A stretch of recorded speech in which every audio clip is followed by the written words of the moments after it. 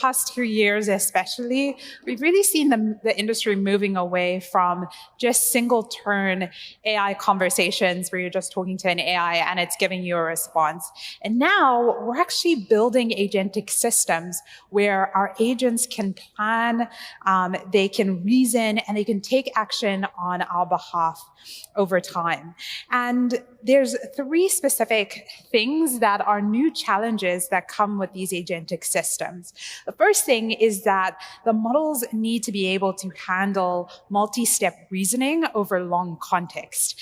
And the second thing is the systems need to be reliable, especially when you're working with enterprises.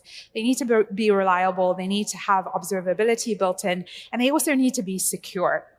And then the third thing is that as developers are building out their agents, they need to be able to connect to different tools and external systems, data sources as well, to bring that information in for their agent. And this next wave of AI actually makes it so that even though we love the Claude models, and I think the models are getting better every day, you can't just rely on the models getting better. We also need systems to be able to actually have those models with that intelligence executed. So this is exactly where we believe this partnership between Microsoft and Claude comes into play.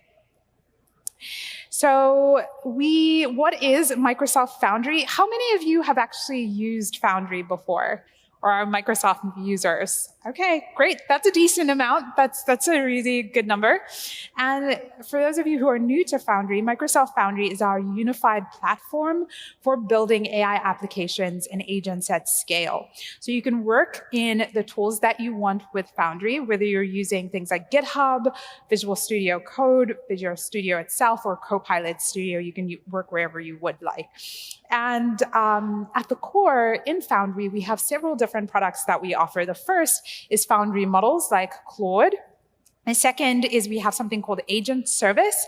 We also have tools and integrations. And then we also offer some different machine learning services, things like fine-tuning that you can access through the platform.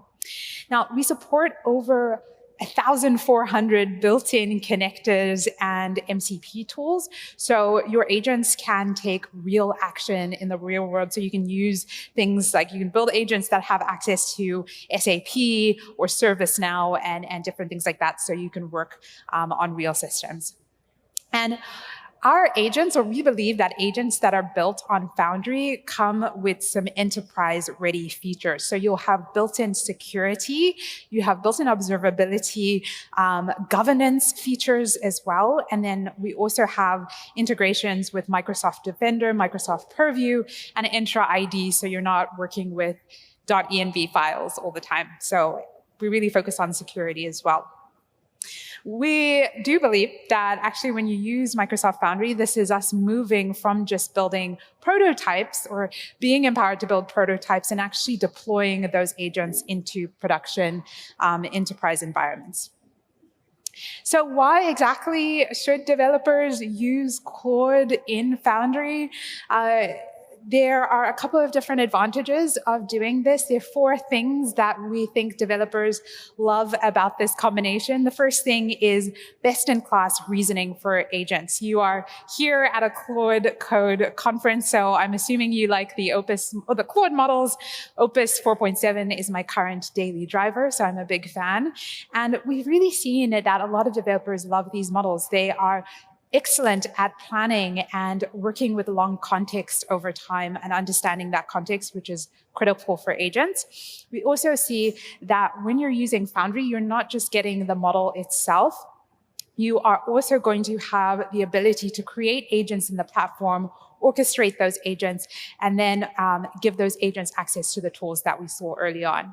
And then, like I mentioned, you have enterprise features that come out of the box. So you get to actually get security compliance and so on, like we talked about. And then we have this faster development to production cycle. So we have a number of different tools that we offer, including built-in evaluation tools, observability, monitoring tools, integrations that can take your agent from that prototype and deploy it into production. So instead of building out your own platform from scratch, with Microsoft Foundry, you get all of these pre-built, and you're able to scale your applications. Great. So now that we kind of have an idea of what Foundry and Claude offer together, we are going to go straight into the workshop. So I really encourage you to work alongside with us. So if you have a laptop, go ahead and navigate. We're going to switch over to the workshop screen now. So my laptop. And you can go ahead and navigate to this website here. We have cupcakes in the beginning here. And so if you go through the workshop with us, you will get a cupcake. So we are bribing you to also do the workshop with us. But don't worry, if you would prefer just to watch, you can. But if you have your laptop, go ahead and navigate to this page, that website, and it will open up the workshop page for you to take a look at us, at the workshop with us. I will give you just a couple of minutes to do that. It's aka.ms/Claude workshop for the link we are going to get started on. And once you take this, so we can go ahead and copy this website. I already have it open, but once you copy it, you should see a screen coming up that looks like this. And if you're on that screen, just click the launch button and it will launch this environment for you. So this environment is going to start preparing to load our content, and it already has loaded. And you should find yourself on this screen. So we, like I mentioned, are going to be building out an agent with AI Foundry, with Microsoft Foundry and Claude. And you can go through, I will mention several things. The first thing is that if you feel pretty confident and you are a self-paced person and you like going ahead, you should be able to just go through the instructions and click next, and it will have the instructions as you go along. So you can actually do this workshop at your own speed and go quickly if you'd prefer going on your own. But I'm also going to walk you through step by step each of the steps. And if you got any problems throughout the workshop, my colleagues are here and we're here to help you if you have any issues.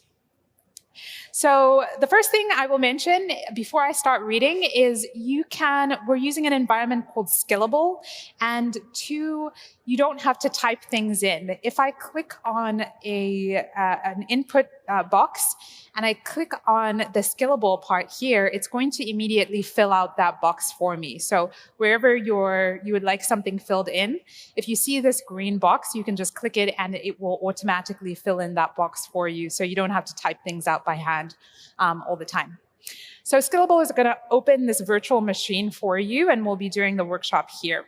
And we have an introduction to what we're doing. Welcome to Sparkles, which is the friendliest cupcake shop on the internet. And Sparkles has a big problem. We have a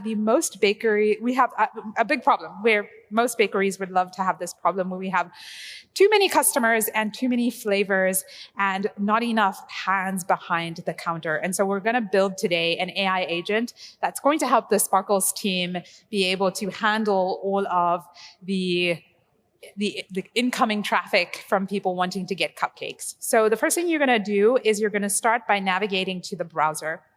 So you can click in after you've signed in, and it's going to launch the browser for you. And when you click the browser, it is going to open up on the Foundry page. And you can, when you get to this page, just click on the sign up button. And if you scroll down, we're going to switch over to the next tab. You can go ahead and where it says sign in with the username details, I'm just going to click on that, and it's going to fill in the username for me. So I'm now on the second page, and then I scrolled down. Once you click on the edge icon, it's going to open Foundry immediately. You can navigate there, and then I clicked on the username to fill that out, and I'm going to press next. I'm going to fill in the password so I can go ahead and sign in. All of these instructions, again, are there, so if you want to go quickly, you are welcome to do that. So this is Microsoft Foundry. This is what it looks like.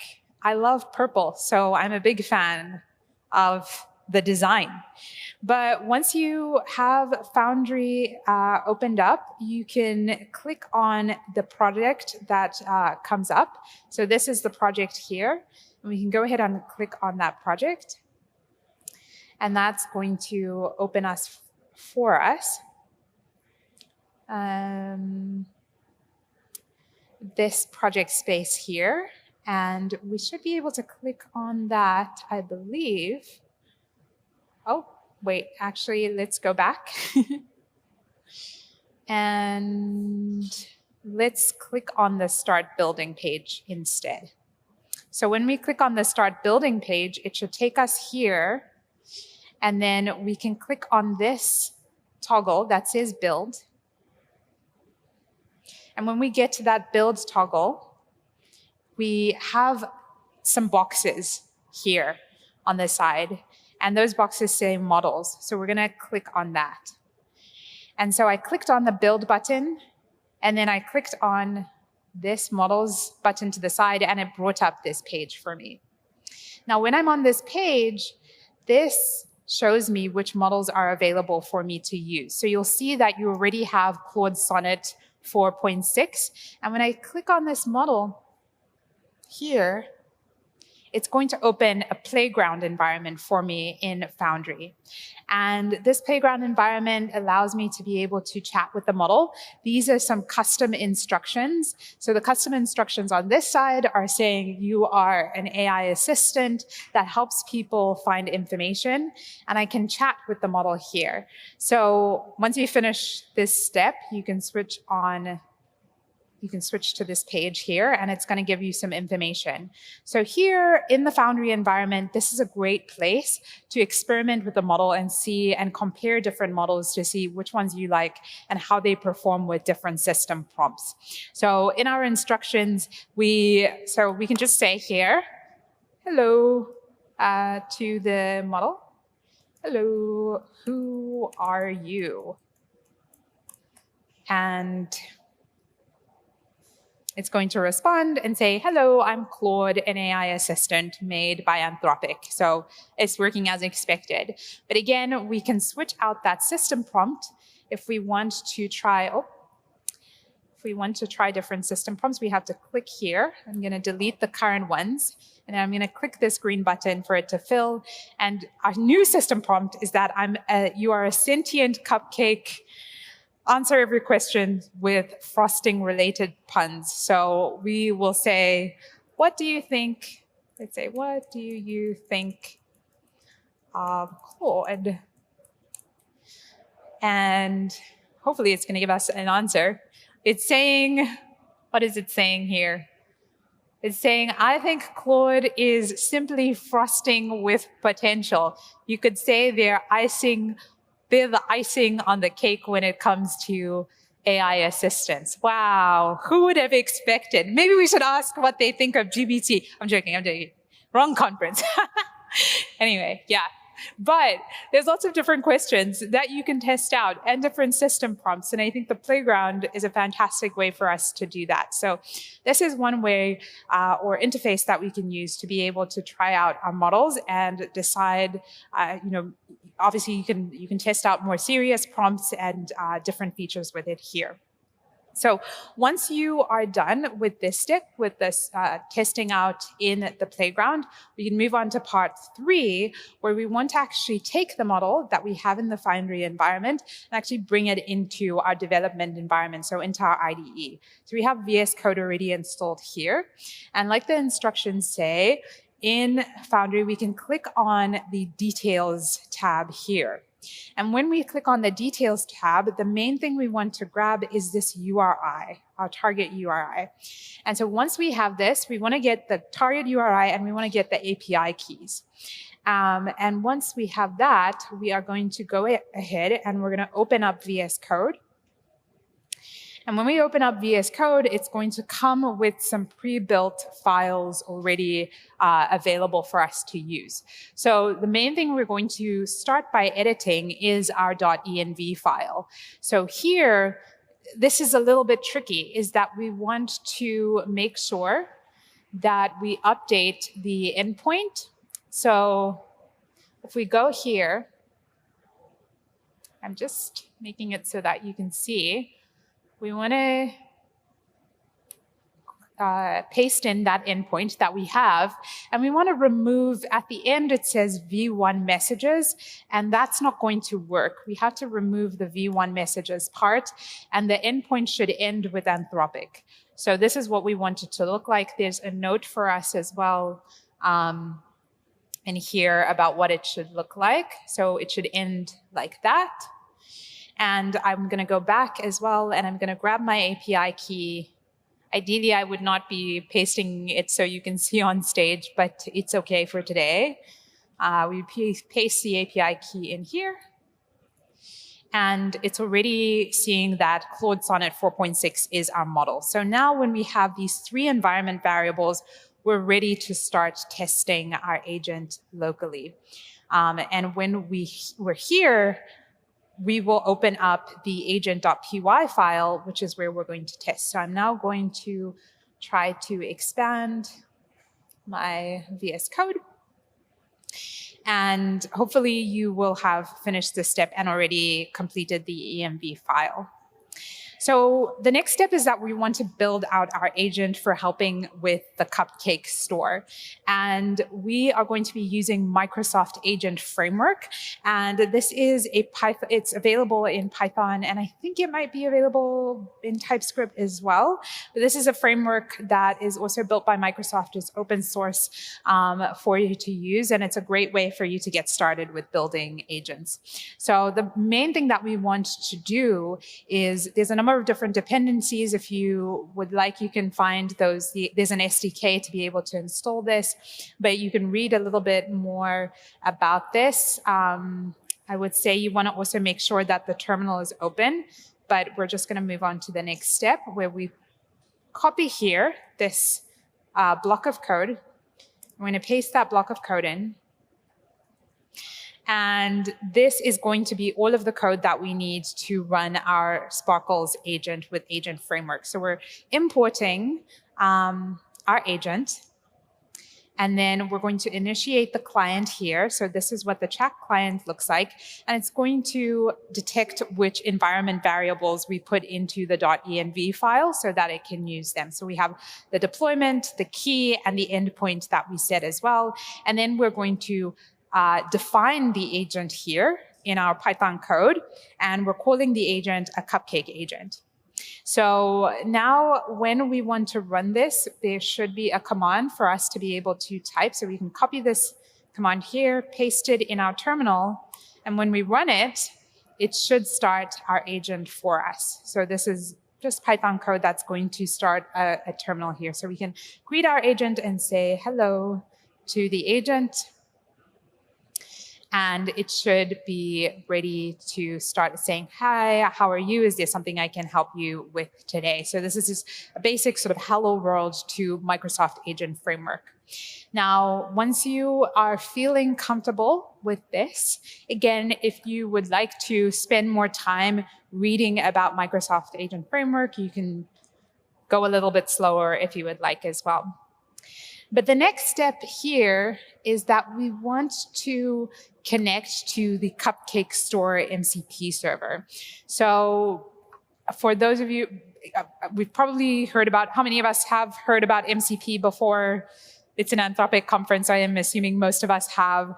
But MCP is a Model Context Protocol, and this is an open standard for letting AI agents talk to external systems. So an MCP server is going to, when we publish this, this is going to allow us to access a number of different set of tools, which can be functions the agent can call. It's also going to allow us to access prompts, which are just going to be reusable instruction snippets that we can plug into the agent as well. And then it's also going to let us access resources, which are data that can be sent over HTTP and in a specific way that your agent will expect. So with MCP, one of the nice things is that you just need a URL and you can plug it in and you get like the full API available in a format that's easy for your agent to read. There's obviously some thoughts that people have about how MCP sort of handles context, but there's also a number of ways that you can handle that with context engineering as well. So here, the first thing that we are going to do is we're going to pull down the terminal. And I'm going to delete everything that's currently in the terminal. And instead, I want to replace it with what's in this new code block.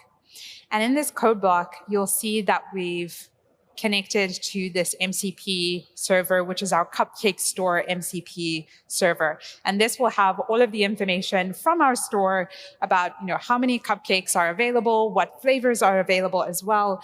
And all of this you get through this URL that you can connect to.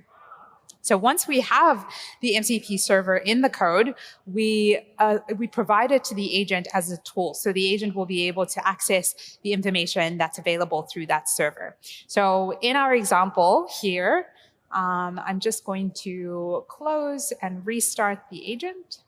And just Control-C, or we can just type in exit. Oh, what just happened here? I think I pressed Control-C. Okay.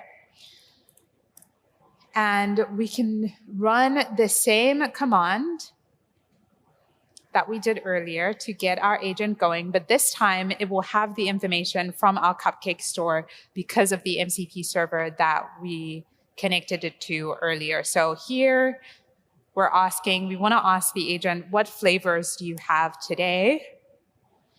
And I'm not sure if it's going to, I hope I update it so it has the correct flavors, but I think it says, I think there might be some confusion. I'm still an AI assistant. It's because I did not save the file. You see, and this is a good example of why it needs the MCP server, because it needs to have that context available for it to be able to know which flavors are available. So we're going to save the file, and we're going to rerun the agent. And we're going to ask it that question again to see which cupcake flavors we have available today. So we're going to ask the agent, what flavors do you have today? And it should let us know what they are. Okay, so it lets us know we have classic today actually available in the front. We have classic vanilla, we have lemon sponge, we have red velvet, and we also have chocolate flavor as well for the flavors that are available. So this is just a basic overview of how to connect to an MCP server, and in our case, the Cupcake server as well. So then the third step here is that we want to load instructions and a welcome banner from MCP. So the agent we want it to have a specific persona, and we also want the agent to greet us in a specific way. And we can do that by updating the system prompt to make sure that it works in a specific way. So again, what we can do is just copy this code, and I'm going to paste it through. And you will see that we have got some instructions that we're pulling in from the MCP server. So we're actually getting a prompt, which is already available through the MCP server, which is going to have some agent instructions. And we also have the specific welcome banner that we're getting as well as a prompt. So this is how prompts are reusable. So this is a great way to simplify workflows if you're going to have people build with your project, for example. So again, to get this to work, all we need to do is run the same command.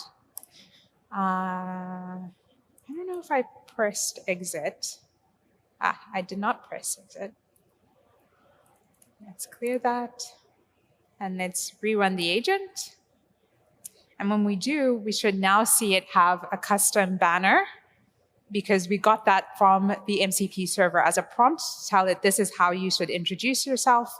And then it's also going to know that this is how I should respond to the user or interact with the user. So it's saying, hi there, happy to help you order a cupcake today. First, do you already have a customer ID, or do you want to order a new one? Enter an existing ID. So if you have gotten to this stage, we are almost at the stage where we can order a cupcake. And we have more instructions here on what to do. So we can answer the question. I don't actually have an ID, but I can say I want the agent to create a new ID for me. So I'm saying create one. And these instructions, and the agent is saying, great, what's your first name? I'll say Marlene is my first name. The agent is saying, what's my last name? I'll say my last name. And then what city are we in? London is the city we are in. Okay. And great. It's saying you're perfect. Let me register you. Let me get you registered. Now you're all set, Marlene. Your customer ID is this number here. Please write that down. I'm just going to copy it. And you'll need it if you want to order again in the future. Let's pick a cupcake. So whatever flavor you'd like. I like red velvet, so I'm going to go with number 4. And when I enter that number, again, all of this is coming from the MCP server because it has those custom instructions and custom prompts. And it says, red velvet is a good choice. Could you look at the big dashboard at the front of the room and read the 6-character voucher? So once I've gotten to this stage, I now will be able to see the vouchers available to me, or I can see, we just have, this is going to refresh every few minutes, every minute or so, I think. Yeah. And it's mainly just so we don't get overwhelmed by cupcake orders. But once you do, you put in the voucher that you see on the screen. I pasted in a customer ID. Oh, okay. People have already ordered. I will show you later. But once you put that in, the agent is going to put your name here. And it should first start in this page. Wow, so many people. I'm amazed by how many people have already ordered. And so we're preparing your order. Once your order is done, it's going to appear here, and then you can come to the front to collect your cupcake. So again, I'm not going to change back to order mine because I want the voucher to be on the screen. But basically, you paste in the voucher, and then once your name appears, then you are ready to go with the order.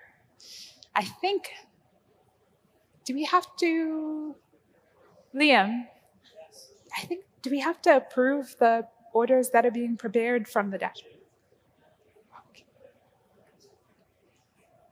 Okay. So then Liam at the front here is going to start to approve some of these orders. Ken B is the first order, I think. I'm not sure if Cat was the first order. But these should then show on the ready for pickup part.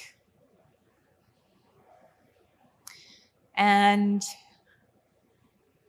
this is just an introduction. We wanted to create something that was fun and a good introduction to how to use Foundry. Again, we're using the Claude models that are available. We're using Sonnet for this workshop.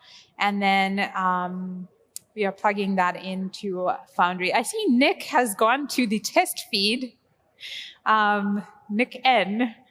But you can actually order a real cupcake. You don't need to test. It's fine to test as well, but real cupcake is also allowed as well. We should have.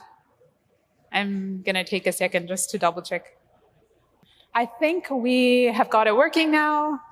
And if you see your name on the pickup ready, you can come to chat to Liam and Chris, and they will have the cupcake ready for you. Yay! Renato, Chris K, Simon Y, Issa K, Terry O, Vicky, and Kat. Your cupcakes are ready at the front.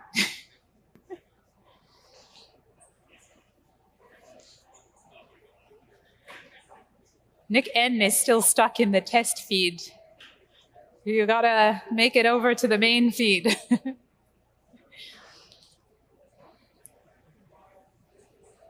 Okay.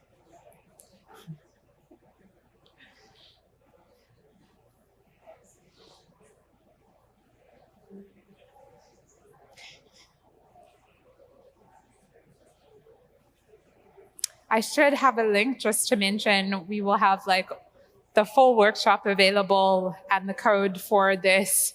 So afterwards, if you wanted to try it at home or if you had any questions, you can feel free to try it out on your own later. And we'll be around the rest of the day and throughout the workshop. So if you wanted to chat to us and ask us questions about Foundry, you can also go ahead and check. Actually, if anyone has questions now, you can also ask. Let me know. And yeah, other than that, that's pretty much our workshop for today. Yeah, thanks everyone. I'll let the names keep going on the screen. I do think we had one more slide at the end to show. If we can switch maybe to Boris C, Tom C, Ian as well can collect. Oh, no, those are preparing. But Damien, James, Tom, Dima, Chris can all come and grab your cupcakes. Ah, perfect. Yes, we have a final slide just to reiterate some of the points and to also say a couple of things to work on in the future. And if you want to keep working with Microsoft and Foundry, go ahead and Bing search Microsoft Foundry, and it should come up and you can go ahead and experiment with it. We have free Azure credits so you can try. Review the documentation. We have pretty good documentation on Foundry docs there. And you can also go ahead and take some of our free courses. We have some courses available through Microsoft Learn. If you go to this link, those courses will be available for you to try. I think there's also some of the code that will be available there too. All right, I think that is it for the workshop today. I'm going to switch back to my local machine so you can see the orders in case. Perfect. Yeah, thanks for joining us, everyone.